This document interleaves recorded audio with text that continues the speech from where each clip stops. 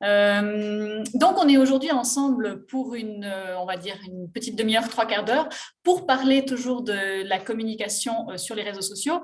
Pour ceux qui ont déjà suivi le premier webinaire avec moi il y a à peu près un mois en arrière, on s'était attardé sur les questions du choix des plateformes, comment choisir où être présent, où focaliser ses efforts quand on est une PME et en particulier dans le tourisme, au vu du nombre voilà, exponentiel, on peut parler d'exponentiel, hein, vraiment, du nombre exponentiel de plateformes qui sont sur le marché aujourd'hui et comment créer une présence sur ces plateformes qui soit efficace et qui soit en adéquation avec vos objectifs tout particulièrement.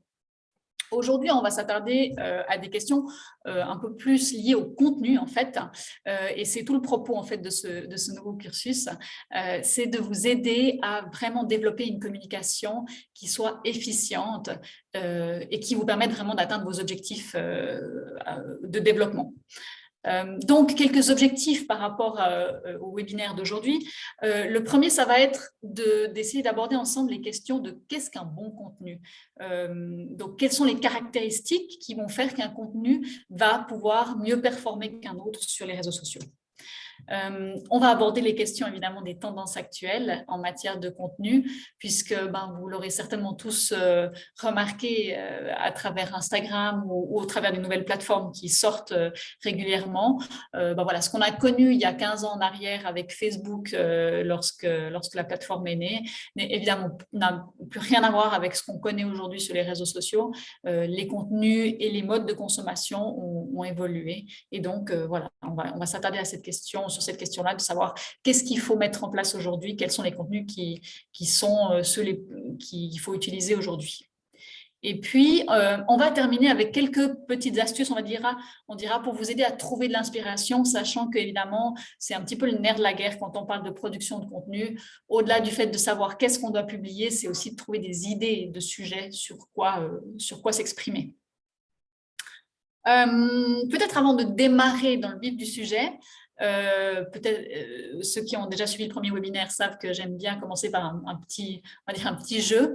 Je vous propose de scanner le QR code que vous avez ici qui s'affiche à l'écran à droite, ou alors pour ceux qui préfèrent utiliser un navigateur en tapant l'URL, vous pouvez simplement taper menti.com et puis ensuite taper le code que je viens de vous, qui vient de s'afficher ici, c'est-à-dire 7005 84 14. Et puis, vous allez avoir accès à un petit sondage. Et puis, je vais l'afficher aussi à l'écran, comme ça, vous aurez la possibilité de voir le résultat avec moi. Alors.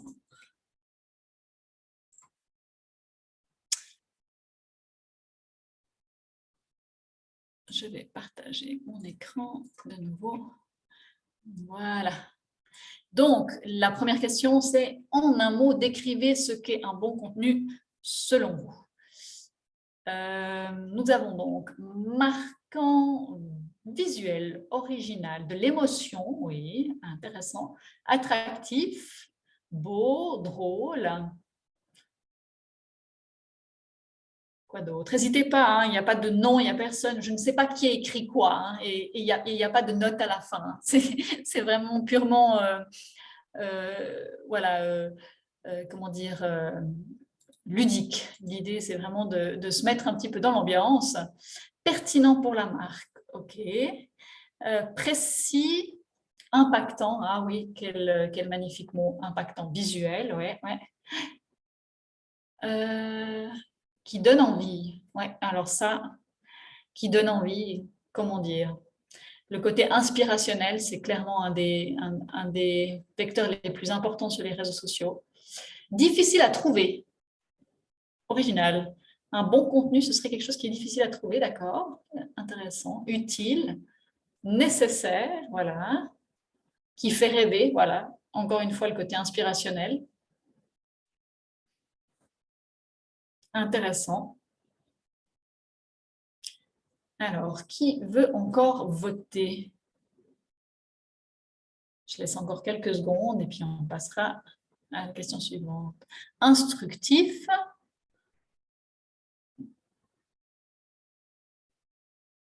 envie, ouais, qui donne envie, j'imagine aussi, cette idée-là. Alors, après, il faut retrouver quels sont les mots qui viennent d'apparaître. Je ne sais pas, qui donne envie, nécessaire. Addictif. Ah oui, oui, oui, oui. Un bon contenu, c'est un contenu qui est addictif. C'est une notion qui est, enfin vous le verrez après, qui est évidemment centrale, surtout sur des réseaux sociaux où on est sur du flux.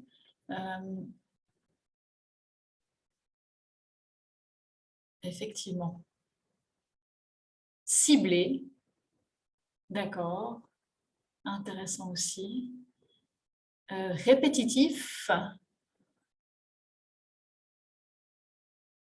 l'idée de répéter le message, probablement, j'imagine. Allez, encore 5 secondes et puis on passera à la question suivante.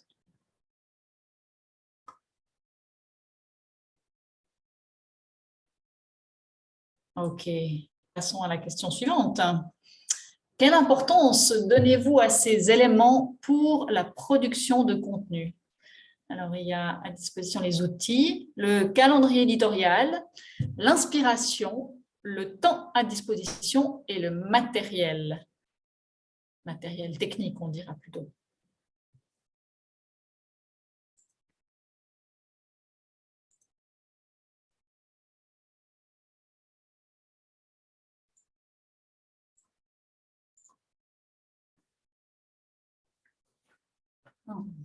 Alors, 6 personnes ont voté.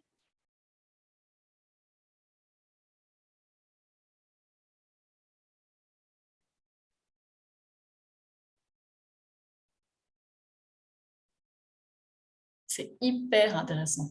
Je trouve ça absolument passionnant, ces réponses. Je ne m'attendais pas à ces résultats-là, je dois vous avouer. Je pensais qu'on aurait... mais ça me fait plaisir de voir ça. Hein. Je pensais qu'on aurait beaucoup plus de monde qui pondérait de manière forte le temps à disposition. J'ai souvent l'impression, en discutant avec des participants, hein, que le temps à disposition est quelque chose qui est assez central par rapport à la production de contenu.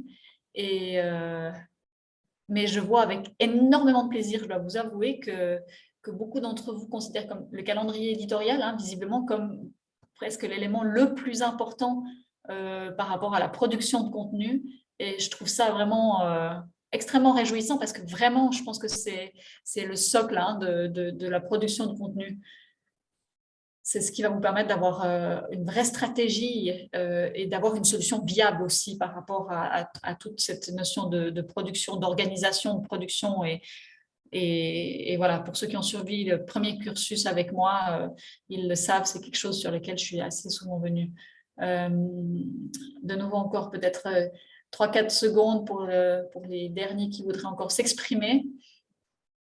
Et je vois aussi avec beaucoup de plaisir que finalement le matériel, ce n'est pas quelque chose qui est considéré comme hyper important et je vous rejoins, d'autant que vous le verrez dans la suite du cursus, hein, en passant sur des outils comme Instagram Reels et TikTok notamment.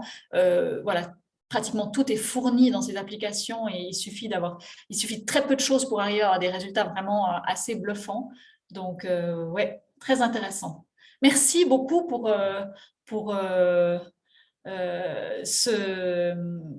vos votes que je trouve vraiment extrêmement intéressants.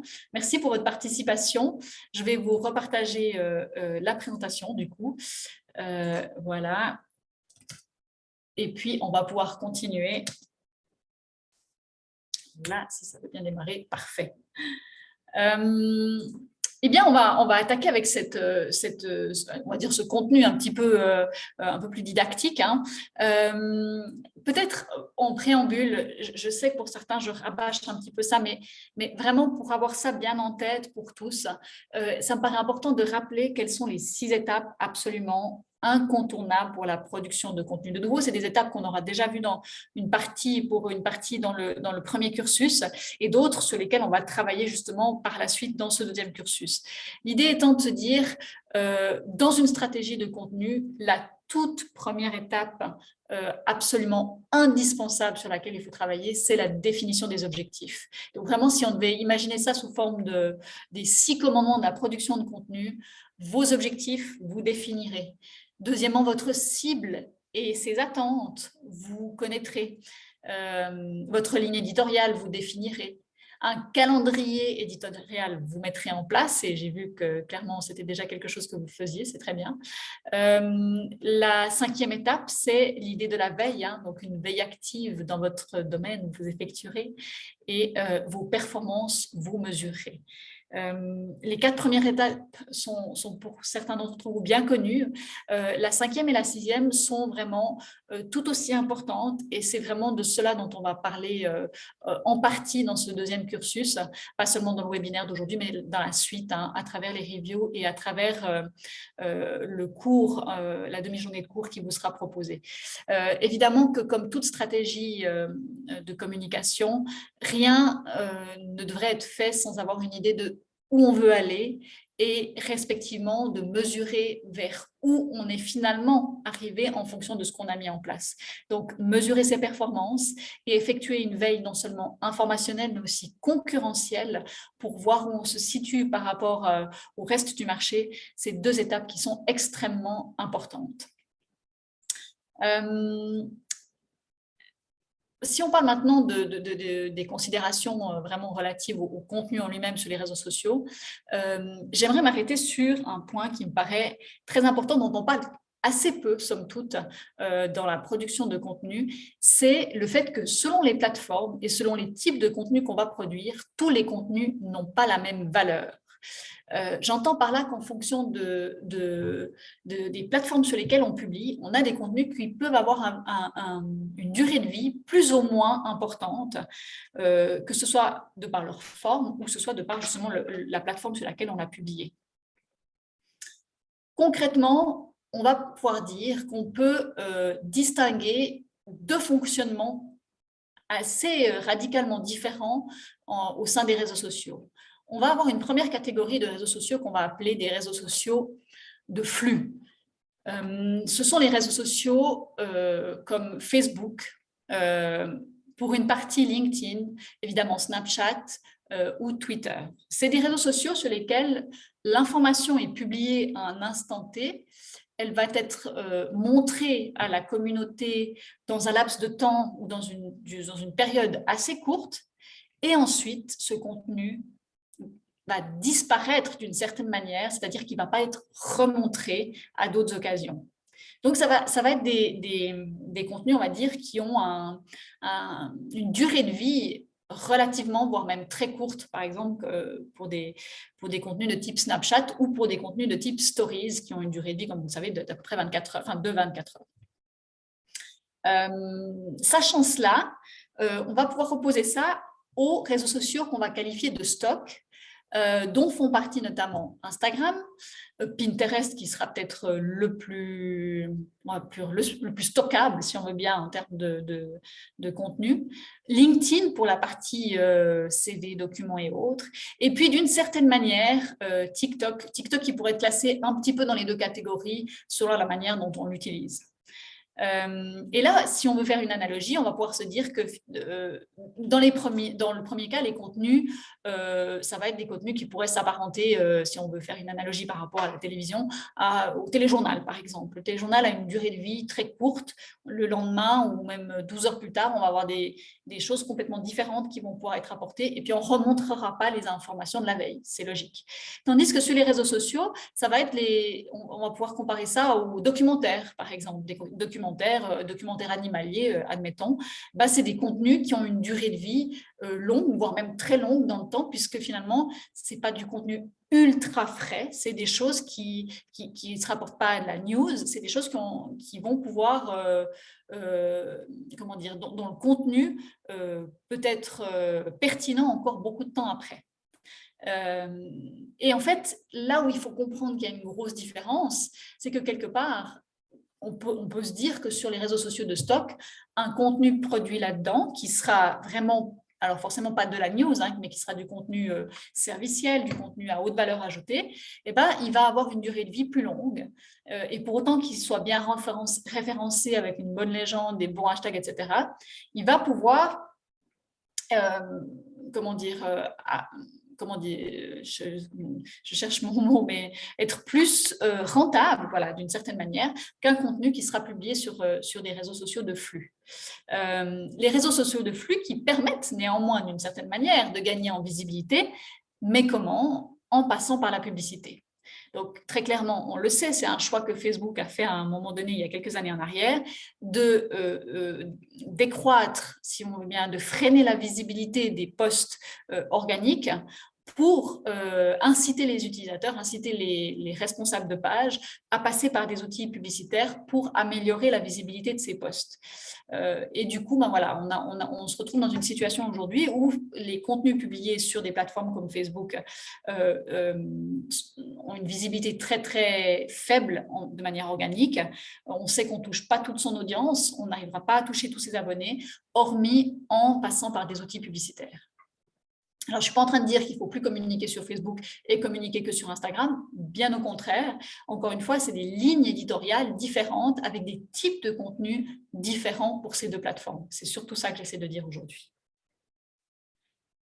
Il y a une autre chose qui est très importante sur les contenus, sur les plateformes de contenu de stock, on va dire, c'est qu'il y a une notion de référencement, respectivement de recherche, des fonctionnalités de recherche qui sont très performantes ou qui sont même très importantes, qui ont une forte puissance et qui fait partie des arguments de vente des plateformes, c'est justement ces fonctionnalités de recherche. Alors pour ceux qui utilisent Pinterest, ben, vous le savez, hein, c'est très clairement la grosse force de ce réseau social-là. C'est d'ailleurs comme ça que ça fonctionne. On va chercher des contenus par type ou par mots-clés. Sur Instagram, ça commence à devenir très important aussi, cette fonctionnalité. C'est moins le cas sur Facebook, par exemple. C'est moins le cas sur les plateformes de flux. Et donc, du coup, pour qu'un contenu, on va dire, de stock fonctionne bien, il va y avoir 3 conditions prépondérantes qu'il faut garder à l'esprit parce que finalement, c'est ce qui va, d'une certaine manière, conditionner qu'un contenu pourra être qualifié de bon et d'un contenu qui va performer. Première chose, c'est qu'il faut que le contenu soit, on va dire, pertinent, / intéressant, / inspirant. Je mets tout ça dans la même catégorie. L'idée principale étant que le contenu soit intéressant pour son public cible. Voilà. Si cette condition-là est déjà remplie, on part d'un bon pied. Deuxième condition pour qu'un contenu de stock fonctionne bien, ça va être qu'il devrait être, en théorie, impérissable, voire en tout cas recyclable. Et ça devient très intéressant pour vous en tant que responsable de page ou de compte d'entreprise, c'est que finalement, ces contenus qui sont recyclables, ça veut dire que d'une année à l'autre, peut-être même d'une saison à l'autre, c'est des contenus que vous pouvez récupérer, peut-être parfois juste un petit peu remanier, revoir la description, revoir les hashtags, revoir peut-être la couleur, revoir la forme, ou en faire une vidéo à la place d'un carrousel ou des choses comme ça. Mais finalement, des contenus qui sont déjà existants, sur lesquels vous pouvez recapitaliser. Et là, vous économisez du temps et de l'argent finalement. Mais ce contenu-là qui est à haute valeur ajoutée, de nouveau, il a une durée de vie sur le long terme et ça, c'est intéressant pour vous. Et puis la troisième condition hyper importante pour un contenu de stock efficace, c'est qu'il doit être trouvable. Quand j'entends trouvable, j'entends par là justement que cette fonctionnalité de recherche des moteurs de recherche des plateformes doit permettre d'identifier ce que vous avez publié. Et pour le faire correctement, il faut choisir correctement ces hashtags, ça paraît assez évident, hein, mais aussi travailler la légende, la description de ces contenus avec des mots-clés en adéquation. C'est la même logique que pour le référencement naturel. Réfléchissez bien à quels sont les mots-clés uniques, mais les mots-clés aussi identifiables, importants pour votre activité. Quelque part, cette stratégie de référencement naturel, elle s'applique aussi aux réseaux sociaux. Alors, on va s'attarder bien sûr à cette question de qu'est-ce qu'un bon contenu, au-delà des éléments que je viens de vous mentionner là. Un bon contenu sur les réseaux sociaux, je vais dire, il va se résumer en 6 caractéristiques qui me paraissent les plus importantes. La première caractéristique, c'est la question de la cohérence. C'est pas parce qu'un contenu est intéressant et comment dire, est esthétique ou au bon format, que c'est une vidéo, etc., qu'il faut forcément le publier chez vous. Ce qu'il va falloir publier chez vous, c'est des contenus qui vont être intéressants pour votre communauté, qui vont être intéressants pour votre public cible avant toute chose. Donc, une cohérence par rapport à votre activité et par rapport aux intérêts de votre public cible. Évidemment qu'un bon contenu, c'est aussi un contenu qui va savoir capter l'attention. Je l'ai vu tout à l'heure dans le sondage Menti, beaucoup d'entre vous l'ont bien identifié. Capter l'attention, alors ça ne veut pas dire avec des choses choquantes nécessairement, ça ne veut pas dire forcément toujours avec des choses très, très esthétiques. Ça veut juste dire qu'à un moment donné, il faut savoir se distinguer des autres contenus qui sont publiés pour arriver à retenir l'attention de l'utilisateur et donc de votre public cible au moment donné. Mais ça peut autant passer par de la photo, de la vidéo, des contenus textuels avec une question qui interpelle, par exemple. Ça peut être des citations. Enfin, qu'est-ce qui capte l'attention? C'est une alchimie qui va permettre ça. Mais pour capter l'attention, il faut être déjà bien au clair sur quelles sont les attentes, quelles sont les préoccupations de son public cible. On revient toujours à la même question. Un bon contenu aussi, c'est une bonne légende, je l'ai dit tout à l'heure, pour des raisons de référencement, puisque le référencement n'a pas seulement une importance au niveau du site web, mais aussi sur les réseaux sociaux. Eh bien, voilà, ça doit se répercuter sur la légende, sur la description que vous allez mettre avec votre contenu. Choisir soigneusement ces mots-clés et puis avoir une description qui soit vraiment révélatrice, qui donne des informations par rapport au contenu que vous venez de publier. Ça ne doit pas être un alibi. Voilà. Dans cette même ordre d'idée, on va avoir cette notion de hashtag qui est hyper importante. Alors, un bon hashtag, finalement, qu'est-ce que c'est? Ce n'est pas forcément le nom de votre entreprise. L'idée d'un bon hashtag, c'est quelque chose qui permet d'identifier par des recherches de nouveau ou de vous rendre plus visible à travers les recherches sur des occurrences, sur des mots-clés qui sont en relation avec votre activité. Donc, de nouveau, on est dans cette notion de mots-clés, mais prenez en considération aussi les variantes linguistiques, respectivement en anglais ou autre. Surtout si vous êtes dans le tourisme, c'est évidemment quelque chose de très important. Cinquième élément qui va faire qu'un contenu est bon, encore que en lui-même, un contenu n'est pas forcément obligatoirement engageant, mais j'ai envie de dire que pour moi, quelque chose qui va susciter l'engagement, c'est-à-dire susciter soit le fait de liker, soit le fait de partager, soit le fait d'enregistrer, soit le fait de commenter. Voilà, c'est un peu tout ça. C'est l'idée de faire en sorte que on crée le dialogue, susciter le dialogue en fait avec son audience. Et puis, last but not least, un bon contenu ne sera vu que s'il est publié au bon moment, évidemment. C'est quelque chose d'extrêmement important. C'est des questions qui me sont revenues à plusieurs reprises dans le cadre de mes cours. Est-ce que c'est vraiment pertinent de publier à l'heure que me suggère Facebook ou bien le business, Meta Business qui vous propose des heures de publication? Parfois, on a l'impression que c'est un peu farfelu parce que c'est assez tard dans la journée, souvent, ces heures de publication. Encore que ça dépend évidemment de votre entreprise. Chaque entreprise aura des heures suggérées qui seront différentes. Et pourtant, très clairement, on voit une grosse différence si on utilise ces conseils-là. Pourquoi? Parce que Facebook, avec son système avec ses algorithmes et son intelligence artificielle, arrive à savoir un petit peu quel public est connecté à quel moment et donc sera plus susceptible de voir vos contenus. Donc, oui, ça vaut la peine de se fier à ce genre d'informations.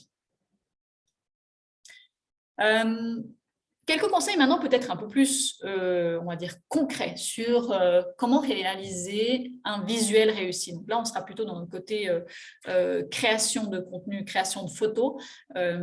Quelques conseils pour qu'on ait quelque chose qui tienne la route. Première chose, lorsque vous photographiez, que ce soit un plat, que ce soit une pâtisserie, que ce soit un lieu, que ce soit une terrasse ou des choses comme ça, pensez à le faire avec une lumière naturelle dans la mesure du possible et à utiliser un trépied pour éviter voilà, des petits tremblements ou des choses comme ça.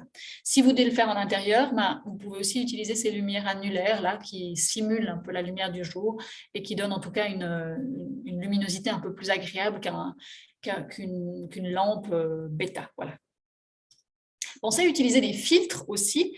Quand je dis utiliser des filtres, ce n'est pas pour rendre la photo plus jolie, c'est parce que les algorithmes comprennent que vous utilisez les filtres des plateformes. Donc, quand je dis utiliser les filtres, c'est ceux des plateformes sur lesquelles vous publiez, les filtres Instagram, les filtres TikTok ou autres, Snapchat, etc.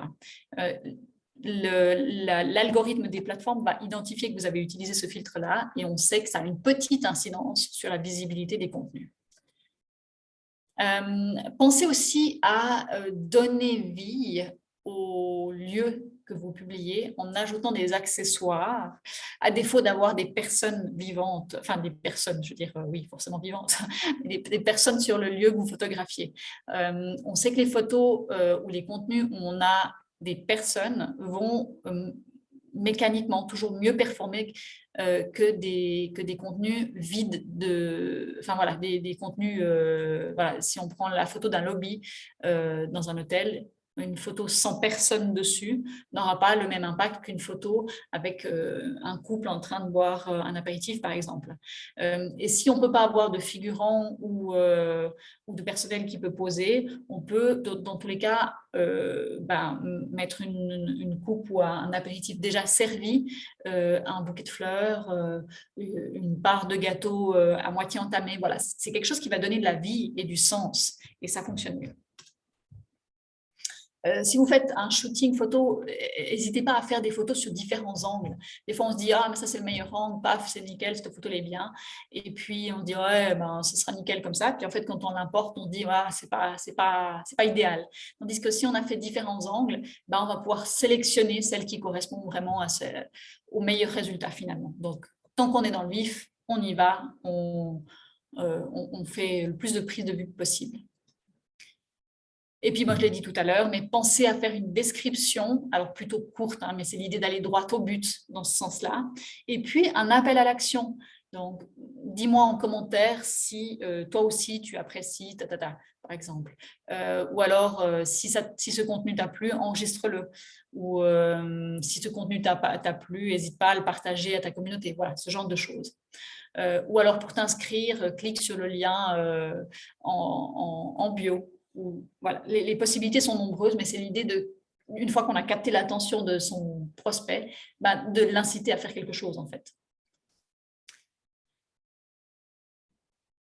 Une fois ça vu, évidemment qu'on va parler des tendances en termes de contenu et elles sont assez évidentes d'une certaine manière et pourtant elles ont évolué ces dernières années. Alors, on va dire qu'aujourd'hui, on a 4 grandes tendances de base sur les réseaux sociaux. La première étant ce qu'on va qualifier de snack content, c'est-à-dire les contenus qui se consomment de manière rapide. On y revient tout à l'heure. On a évidemment le storytelling qui est une tendance de fond depuis plusieurs années, mais qui s'est largement encore démocratisé et renforcé avec la multiplication des réseaux sociaux. Le picture marketing, qui est aussi très clairement lié à la naissance et à l'utilisation massive des réseaux sociaux. Et puis, la petite dernière, on va dire, de ces tendances, c'est la micro-vidéo. Je vous en parle juste après, évidemment. Le snack content, eh ben, voilà, comme le décrit cette photo, c'est l'idée d'avoir des contenus qui se consomment facilement, rapidement, et qui capte l'attention, qui donne envie finalement. En fait, le snack content, c'est une tendance qui est vraiment véritablement née en réponse quelque part à la sursollicitation des utilisateurs par rapport à l'information omniprésente et à un flux d'informations constant et permanent, que ce soit sur les réseaux sociaux, que ce soit à travers la multiplication des écrans auxquels on est confronté. Et l'idée du snack content, en fait, c'était d'avoir des contenus simples, satisfaisants, facilement compréhensibles. Pas prise de tête, somme toute. Alors, ça ne veut pas dire que c'est les contenus les plus intelligents, hein, de la même manière que ces snacks ne sont pas forcément les meilleurs pour la santé, mais ça veut dire que c'est ce qui va capter. Et si je dois donner une analogie assez évidente par rapport à tout ça, ce serait ce qu'on appelle le food porn, finalement, aujourd'hui. C'est le fait de photographier son assiette au restaurant et de le publier sur les réseaux sociaux. Ça donne envie, ça ne sert pas à grand-chose, mais tout le monde aime bien. Vous voyez un peu l'idée. Mais ça comme intérêt que, en général, ça va provoquer une émotion. Alors, si on parle du food porn, évidemment, c'est la gourmandise, c'est l'envie, c'est ce côté, voilà, bouffe, hein, on va dire ça de manière assez triviale. Mais c'est une émotion qui parle à tout le monde et qui peut être très forte chez certaines personnes, d'ailleurs, plus que d'autres. Mais voilà, il y a beaucoup de contenus qui vont s'appliquer à cette tendance de snack content. Ça peut être l'humour, ça peut être des choses un peu plus tristes, ça peut être... mais l'idée, c'est d'aller sur des contenus très courts et très percutants. Ça, c'est la théorie d'aujourd'hui. Maintenant, aujourd'hui, on est même en train de voir, évidemment, comme à chaque fois, hein, quand on a quelque chose qui est un peu fast, on va avoir le slow qui va arriver derrière. Aujourd'hui, on monte. Il y a une nouvelle tendance qui commence à vraiment de faire ça, un petit peu sa place, c'est l'inverse, c'est le slow content. On sait aujourd'hui qu'on a à peu près 30% des contenus web qui n'ont jamais été lus. Et donc, dans cette idée-là, le slow content va essayer de prendre on va dire la tangente en s'interrogeant sur quels sont les types de contenus à produire pour séduire l'audience, mais en le faisant de manière ultra qualitative, en produisant moins, mais mieux. Voilà, la même théorie que pour la fast food ou slow food, voilà, c'est un peu cette même idée, c'est de s'attarder un peu plus sur des contenus authentiques, des contenus à haute valeur ajoutée, des contenus durables. De nouveau, hein, on a des contenus de stock hein, dans cette logique-là. Et l'idée, c'est plus d'essayer de créer le buzz, mais l'idée, c'est de créer des contenus qui soient justes, qui soient bien faits et qui donc soient partageables, qui donnent envie d'être partagés. Peut-être quelques exemples de snack content, hein, pas slow content pour le coup, pour vous donner un aperçu de ce qu'on peut faire. On a évidemment tout ce qui est mème, ça s'appelle des mèmes. Hein. C'est cette idée d'avoir une photo ou des photos avec une description qui prend le parti d'être rigolote, humoristique. Voilà. On a aussi des punchlines qui fonctionnent assez bien dans l'idée du snack content. Ici, une punchline du Club Med qui, bien sûr, fait écho à la pandémie. Et puis, un autre type de snack content, ça pourrait être une infographie simple. Alors, celle-ci serait déjà trop compliquée pour être qualifiée de snack content, mais si on prenait que la partie du haut avec Passy Light, les sushis, et puis les deux comparaisons avec juste les chiffres, ça, on peut qualifier ça de snack content. Évidemment que si au contraire, c'est une infographie qui se décline sur... plus de détails, plus de valeurs, plus d'éléments. Alors là, au contraire, on va basculer dans le slow content ou non, mais en tout cas du contenu à haute valeur ajoutée qu'on va pouvoir mettre en valeur sur des plateformes comme Pinterest, qui seront justement pas, qui auront une durée de vie beaucoup plus longue, a priori. Donc voilà un petit peu pour cette idée de snack content, une tendance vraiment extrêmement marquée sur les réseaux sociaux depuis de nombreuses années et qui perdure, clairement. C'est ça qu'il faut retenir. Deuxième tendance, comme je vous le disais tout à l'heure, c'est le storytelling. Alors, le storytelling, c'est finalement l'idée de raconter une histoire autour d'un produit, autour d'un établissement, autour de... Voilà, l'idée de contextualiser en racontant une histoire ou même des histoires. Et pourquoi? Tout simplement pour susciter l'émotion.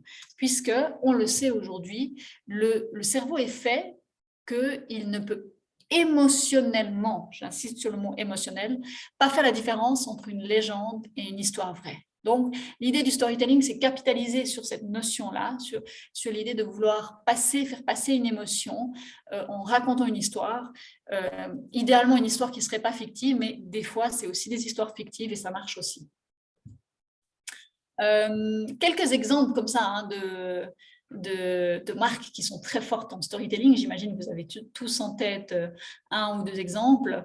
Je vous aurais bien demandé votre avis, mais c'est un webinaire, donc ce n'est pas l'occasion de vous poser la question. Mais j'imagine que pour certains d'entre vous, vous avez l'exemple d'Apple en tête, qui est extrêmement fort hein, à ce niveau-là.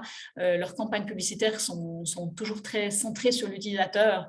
Donc, ils sont vraiment passés maîtres dans l'art de contextualiser leurs produits dans une utilisation finalement qui permet de raconter une histoire. Une autre marque qui est très forte là-dedans depuis de nombreuses années, c'est Nike. Et si vous ne l'avez pas fait, je vous encourage une fois à aller regarder leur compte Instagram, par exemple. Ils ont vraiment souvent pris ce parti de raconter l'histoire d'un athlète, par exemple, d'un sportif. Et ils le font souvent sous l'angle d'un sportif différent, un sportif qui a un handicap ou des choses comme ça. Et vraiment, ils capitalisent très fort sur cette notion d'émotion en racontant l'histoire de quelqu'un. Voilà, c'est le storytelling par excellence. Et puis, je vous ai mis deux autres exemples ici sur les réseaux sociaux de ce qu'on peut trouver dernièrement. On a Lego, par exemple, qui a fait dernièrement une campagne pour la fête des mères. Ils ont sorti une orchidée à créer.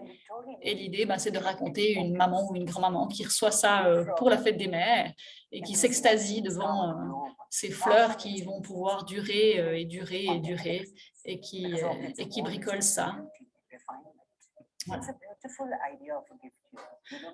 Alors, voilà, on ne va pas la mettre en entier, hein, c'était pour vous montrer un exemple, mais en plus, elle a un accent un peu peut-être indien, je ne sais pas quoi, absolument délicieux. Si vous avez l'occasion de voir cette vidéo en entier, voilà. Mais c'est cette maman qui raconte, voilà, elle touche les pièces, elle sent la sensation des pièces, elle bricole ça, et en fait, on s'imagine presque dans la cuisine avec elle, en train de construire cette orchidée avec elle. Et voilà, c'est symbolique aussi d'avoir une fleur qui dure dans le temps, qui ne va pas mourir parce qu'on a oublié de l'arroser, comme c'est la plupart du temps le cas, en tout cas me concernant.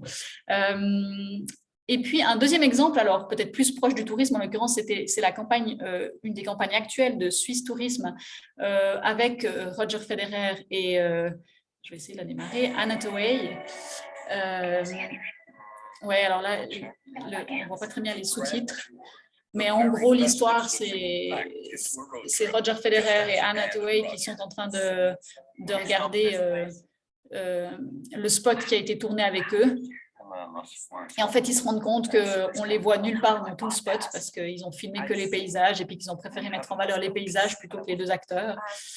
Et Anna Hathaway est totalement outrée qu'on ne la voit pas.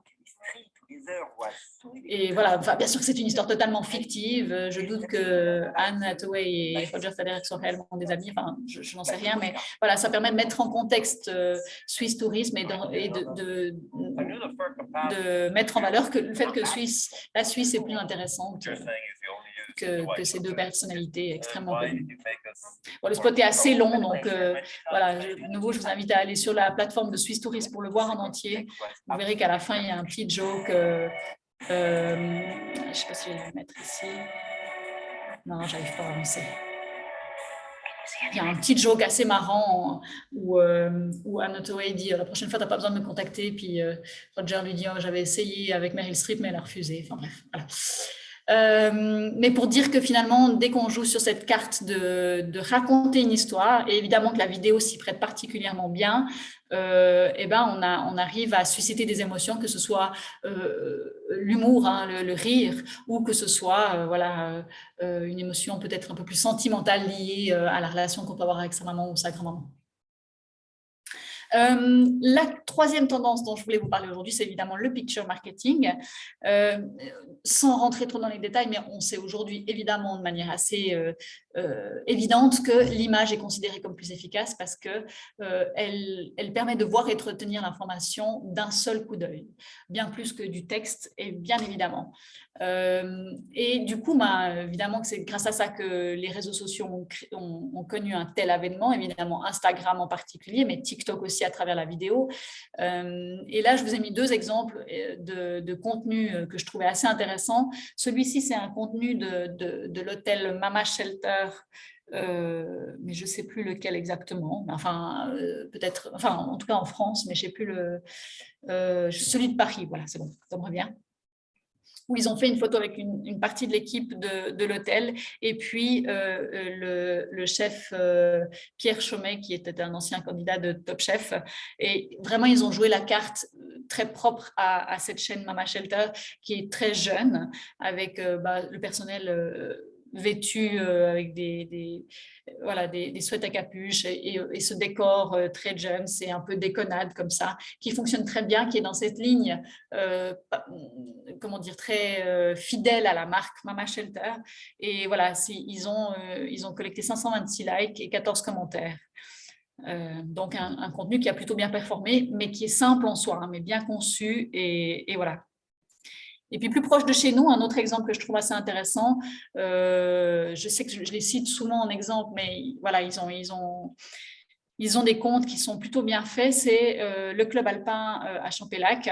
Et là, ils avaient posté une photo au tout début de la saison avec les premières neiges. Alors, je ne dis pas que le contenu en lui-même est absolument parfait. Pour moi, il manquerait une petite description si on voulait être jusqu'au boutiste. Néanmoins, avec cette seule photo-là, ils ont récolté 712 likes, 4 commentaires. Sachant qu'ils ont, entre guillemets, et je mets bien des guillemets, que 11 000 abonnés, c'est une sacrée performance. Mais voilà, il faut dire que la photo est très esthétique, elle met bien en valeur l'hôtel. Et voilà, il suffit de pas grand-chose des fois pour avoir des contenus qui performent bien. C'est ça que je voulais surtout vous dire aujourd'hui à travers cette notion de picture marketing. Et le picture marketing, bien sûr, c'est un autre levier qui est extrêmement important pour vous, entreprises du tourisme. C'est tout ce qui concerne le user-generated content, c'est-à-dire le contenu que vos clients produisent à votre sujet. J'en ai déjà parlé à certains d'entre vous qui ont suivi mon cours, mais c'est vraiment cette idée que vos clients deviennent vos ambassadeurs en publiant des contenus à votre sujet et que du coup, ça vous permet d'améliorer votre image de marque auprès de votre communauté, pour autant que vous pensiez à republier ces contenus. Et il faut avoir en tête que finalement, ce que vos clients vont publier, ce n'est pas juste une pub pour vous, ce n'est pas ça qui les intéresse. Ce qu'ils veulent publier, c'est un mode de vie, une expérience qui va les mettre eux en valeur. Mais si ça les met eux en valeur, c'est qu'ils ont apprécié d'être chez vous, ils ont apprécié ce qu'ils ont consommé, ils ont apprécié leur séjour, ils ont apprécié leur activité, enfin, peu importe ce qu'ils partagent. Et ça, pour vous, c'est extrêmement précieux. Donc l'idée, ça va être de capitaliser finalement sur ce contenu qui a été produit par eux. Pour ça, il va y avoir 3 bonnes pratiques, on va dire. Premièrement, pensez à inviter vos clients à partager leur contenu et vraiment à le faire de manière sensée. Il ne faut pas être trop pushy non plus, ce n'est pas l'objectif, mais il faut les inciter à le faire.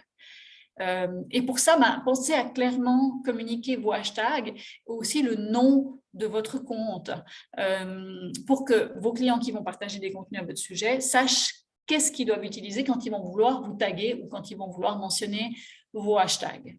Et puis bien sûr, vous derrière, hyper important, pensez à suivre ces fameux hashtags, parce que si vous ne le faites pas, vous ne pourrez pas être au courant des contenus qui ont été publiés avec ces hashtags. Donc pensez à vous abonner à ces hashtags. Et puis, évidemment, pensez à republier une partie de ces contenus, en tout cas, pas forcément tous, mais quand vous republiez ces contenus en story, eh bien, pensez aussi à remercier les auteurs. De nouveau, c'est un cercle vertueux puisque vos clients qui auront partagé ces contenus à votre sujet vont se sentir valorisés du fait que vous les republiez en story, et ça va aussi leur permettre de vous rappeler à leurs bons souvenirs. Donc, voilà, il y a cette notion de cercle vertueux. Et je vous ai juste mis une petite photo comme ça ici, mais de nouveau, j'en parle parfois dans mes cours, mais des fois, il suffit de pas grand-chose, mais juste un petit chevalet comme ça, où vous indiquez, alors hashtag ou bien le nom de votre compte. Vous pouvez placer ça dans votre lobby, à la réception, ou bien sur les tables au restaurant. Pas besoin d'en mettre sur toutes les tables, mais voilà, de manière sporadique, on peut trouver des choses assez jolies qui se font comme ça et qui permettent tout de suite à vos clients d'avoir l'idée de publier les contenus sur leurs réseaux sociaux en vous mentionnant. Voilà un peu cette idée de picture marketing. Et puis finalement, cette dernière tendance dont on parle tellement en ce moment, c'est la micro-vidéo. Alors pourquoi c'est devenu tellement important aujourd'hui? On a eu Snapchat qui a été lancé il y a quelques années en arrière. Maintenant, on a surtout TikTok qui prend énormément de parts de marché. Et puis, qu'est-ce qu'on entend par micro-vidéo? On va parler de vidéos qui vont avoir une durée maximum de 3 minutes. Sachez aujourd'hui que depuis peu, sur TikTok, on peut publier jusqu'à 10 minutes, des vidéos de 10 minutes, mais ce n'est plus la même logique. L'idée de la micro-vidéo, c'est de passer un message de manière extrêmement rapide, dans un format très court. Et de nouveau, on est encore dans cette notion de snack content. C'est ça qui fait la force de ces micro-vidéos. Ce qui fait aussi la force de la micro-vidéo, on va dire, ce n'est pas le cas de toutes les micro-vidéos, mais si on devait un petit peu donner une espèce de stéréotype de la micro-vidéo idéale, on sait que c'est une micro-vidéo qui sera décontractée. Donc, on n'est pas sur les spots, par exemple, que je vous ai montré tout à l'heure avec Lego ou avec My Sweet Salon. Ce n'est pas du tout cette idée-là. La notion de décontraction, de spontanéité, elle est extrêmement importante. Et puis, ça va être une vidéo au format vertical aussi, extrêmement important. Terminer la vidéo en format horizontal, ce n'est pas du tout adapté aux réseaux sociaux. Donc, vraiment, format vertical. Et c'est une vidéo qui va droit au but, donc on ne va pas faire de fioritures, il n'y a pas de scénario, il n'y a pas de... Enfin oui, on peut faire un scénario, mais vraiment, ça va tenir en quelques lignes. On va être sur quelque chose d'authentique, c'est-à-dire de spontané, vraiment, de vrai. Ça ne doit pas être... C'est aux antipodes, en fait, finalement, d'une certaine manière, des spots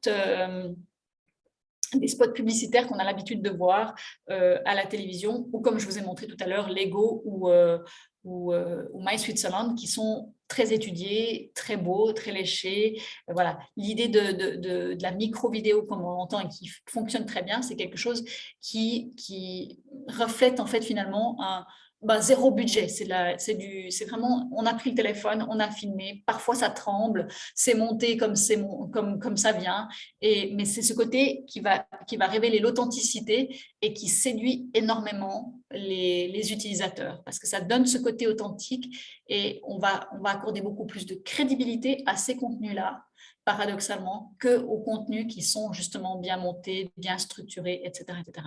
Donc, ce côté authentique, s'il n'y avait qu'un seul mot que vous devriez retenir par rapport à cette notion de micro-vidéo, c'est vraiment ce côté authentique, ce côté « c'est nous qui l'avons fait, c'est fait maison et c'est du vrai, il n'y a pas de chiquet, il n'y a pas de trucage », c'est vraiment ça. Alors, à quoi ça ressemble? Là, je vous ai fait quelques petits montages, enfin quelques petits exemples de à quoi ressemble, par exemple, sur TikTok, un fil, pour ceux qui n'ont encore pas utilisé un TikTok, c'est des vidéos qui sont, voilà, on défile en scroll infini, hein, comme sur Instagram, mais c'est que de la petite vidéo. Et de l'important d'aller droit au but, c'est justement que finalement, on va décider de passer à la vidéo suivante ou pas, de manière extrêmement rapide. Et puis, le deuxième exemple que je vous ai mis, c'est la vidéo qui avait qui avait eu le plus grand nombre de vues en 2021. C'est une vidéo d'un magicien, mais qui révèle son truc en vidéo.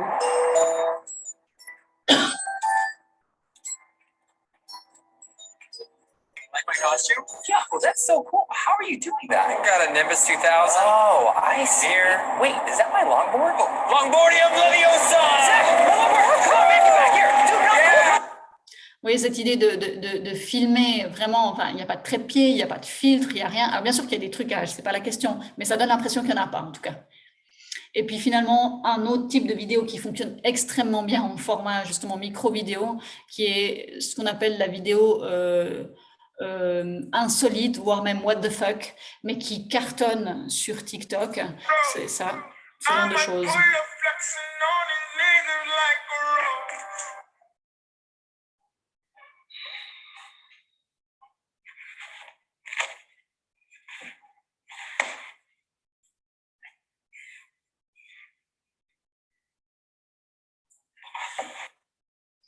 Oui, c'est vraiment cette idée de reprendre une vidéo. Et là, il a fait une sorte de duo, si on veut bien. Et puis, voilà, ça n'apporte absolument rien, mais c'est drôle et les gens apprécient ça. Et c'est des contenus, enfin, comment dire, ce compte est un des comptes je crois que c'est le deuxième compte qui a le plus d'abonnés, donc ce gaillard-là.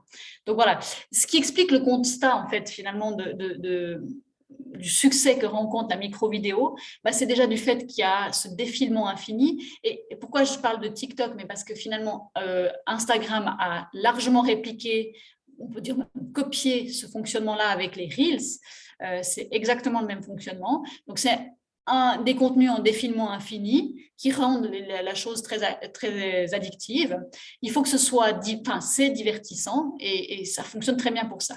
Après, il y a le côté challenge, des challenges, dis-moi quel est le meilleur truc qui a changé ta vie, et puis les gens réutilisent cette bande son et puis publient leurs meilleurs trucs qui ont changé leur vie, et puis ça, voilà, ça crée de la viralité comme ça. Il y a aussi les sons tendances. On a remarqué d'ailleurs que les sons qui fonctionnaient le mieux sur TikTok sont ceux qui sont les plus lus et les plus écoutés sur Spotify maintenant. Donc, TikTok est en train de faire les tendances qu'on constate sur Spotify, non pas l'inverse. C'est assez cocasse en soi. Voilà, bon, bref, beaucoup de choses possibles, mais finalement, ce concept-là, eh bien, on le retrouve sur beaucoup de plateformes, y compris aussi Snapchat, même si la logique de diffusion est un petit peu différente. Pour terminer cette petite présentation d'aujourd'hui, je voulais m'arrêter sur la question de l'inspiration, parce que maintenant, on a vu un peu quels étaient les types de contenus tendances, les choses sur lesquelles on pouvait s'arrêter un petit peu pour les choses sur lesquelles on pouvait capitaliser, entre guillemets, pour sa production de contenu. Maintenant, c'est bien de savoir quel format utiliser, mais sur quoi on va pouvoir communiquer. Ça, c'est souvent un petit peu on va dire l'épine dans le pied, soit des community managers, soit des responsables, en tout cas, de communication des entreprises. Et puis, je vous ai fait donc du coup une petite liste un petit peu de mes trucs et astuces pour éviter la panne d'idées. Au-delà, évidemment, on est bien d'accord d'un calendrier éditorial qui va vous permettre de séquencer la production et surtout la publication des différents contenus. L'idée pour trouver des sujets, c'est déjà de penser à vous abonner aux newsletters, que ce soit de vos concurrents ou bien d'organismes fêtiers dans votre domaine d'activité ou d'activité dans la région, ou même de personnes ou d'entreprises qui vous inspirent. Vraiment, abonnez-vous à un maximum de sites. Et l'idée après, c'est évidemment pas de copier ces contenus, mais c'est de vous en inspirer. Forcément, ça paraît assez évident. Sur les réseaux sociaux, même idée. On va essayer d'aller s'abonner aux concurrents pour faire une veille concurrentielle, mais aussi à d'autres entreprises qui ne sont pas forcément concurrentes pour faire une veille inspirationnelle. Et là encore, on n'est pas obligé que ce soit des entreprises du même secteur d'activité que nous pour trouver de l'inspiration. Parfois, ça peut être des entreprises d'un secteur totalement différent. C'est juste l'idée du type de contenu qui peut nous inspirer. Donc, vraiment, abonnez-vous à d'autres comptes. Évidemment, observez ce que fait la concurrence. L'idée là, ça ne va pas être de copier ce que fait la concurrence, mais plutôt d'être au courant de ce qui se passe et potentiellement de s'en inspirer. Ça, on va dire que c'est un peu le socle en termes d'idées qu'on va pouvoir trouver. Après, le quatrième conseil que j'aurais tendance à donner, c'est de se faire un fichier d'idées, puisque on va pouvoir collecter des informations de plein de manières différentes, mais au bout d'un moment, on va se retrouver avec des sources d'informations à différents endroits, et au moment où on voudra produire du contenu, on ne saura plus où est-ce qu'on avait enregistré tel et tel élément. Donc, si vous faites un fichier, ça peut être un fichier Excel où vous allez mettre le lien du post qui vous a inspiré, et ben, ça va vous permettre d'avoir une vraie structure et de retrouver de manière centralisée toutes les idées qui vous avaient inspiré. Évidemment, vous pouvez enregistrer les posts qui vous intéressent aussi sur les réseaux sociaux. J'imagine que vous connaissez tous maintenant cette fonctionnalité qui vous permet tant sur Facebook que sur Instagram que sur TikTok de sauvegarder des posts et de les classer par collection ou par catégorie. Donc, de nouveau, n'hésitez pas à structurer ces collections par mots-clés pour pouvoir retrouver ces contenus de manière structurée. Et puis, dernier conseil, et vraiment, ça c'est quelque chose que je vous encourage vivement à faire, je pense particulièrement aux entreprises qui ont des équipes qui sont sur le terrain, je pense par exemple aux écoles de ski ou autres, n'hésitez pas à impliquer vos équipes, les professeurs de ski, les moniteurs, mais ça peut être aussi le barman, le cuisinier, qui aurait une certaine appétence, on va dire, pour le contenu digital. N'hésitez pas à les impliquer pour leur demander de produire du contenu pour vous. Parce que vous aurez ensuite le choix de leur donner un accès direct ou non à votre compte pour qu'ils puissent directement publier. Ça, c'est un choix stratégique que vous pouvez faire ou pas. Mais dans tous les cas, de les impliquer pour la production de contenu, c'est une manière en fait, de pouvoir collecter du contenu du terrain et d'avoir des contenus variés et aussi de valoriser votre équipe d'une certaine manière, puisque c'est une marque de confiance que vous allez leur accorder. Donc, vraiment, n'hésitez pas à le faire et pensez bien sûr aussi à vos stagiaires ou à vos apprentis qui ont vraiment, j'ai envie de dire, pratiquement ça dans le sang, hein, finalement, cette production de contenu. Faire de la micro-vidéo, pour eux, c'est tout à fait instinctif. Ils le font déjà pour communiquer avec leurs amis. Donc, encore une fois, ils peuvent être un atout assez intéressant dans cette mise en œuvre de cette stratégie, quoi. Voilà. Peut-être pour rappeler les prochaines étapes avec nous, la prochaine étape est bien sûr la review individuelle qui va être en fait une espèce d'analyse de votre stratégie actuelle où on va passer en revue ce que vous faites déjà maintenant un petit peu plus en profondeur par rapport au contenu que vous publiez. On va parler de la question des chiffres clés, on va dire des KPIs que vous suivez, voir un petit peu les statistiques ensemble, discuter peut-être de trucs et astuces pour vous aider à mieux produire du contenu par rapport à vos réseaux sociaux. Donc, on va faire ce petit bilan individuel qui va prendre 1 heure. Vous avez 2 dates à choix, le 30 mai ou le 7 juin. Daniel et son équipe vous communiqueront exactement le lien sur lequel vous pouvez vous inscrire à l'issue de ce webinaire. Et puis, on vous propose ensuite une demi-journée de formation, donc une matinée en l'occurrence, le 21 juin, où on va passer plus en détail sur les questions de ces nouveaux formats de contenu, comment créer une stories, quelles sont les bonnes pratiques pour créer des Reels ou TikTok, etc. Donc, un petit peu comment créer du contenu, mais pas seulement l'image. Quelles sont vraiment les bonnes pratiques aujourd'hui, les formats à adopter, les formats à éviter. Voilà, vraiment un cours très pratico-pratique. Et puis, à l'issue de ce cours, on vous propose encore 1 heure d'accompagnement individuel, donc sous une idée plutôt de coaching, pour aborder des questions spécifiques à chacun d'entre vous que vous aurez identifiées, soit au courant de la review, soit au courant de la formation. Quels freins vous avez encore à la mise en œuvre de tout ce qu'on a discuté ensemble. Et finalement, 4e étape pour ceux qui le désirent, qui souhaiteraient faire une demande de financement, eh bien, j'ai encore l'occasion de vous accompagner par rapport à la constitution de ce dossier de dépôt de projet. Et voilà, je suis à disposition pour tout ça. Donc voilà, je vous remercie infiniment pour votre présence et votre participation et je me réjouis des prochaines étapes avec vous. Merci Noélie pour cette présentation.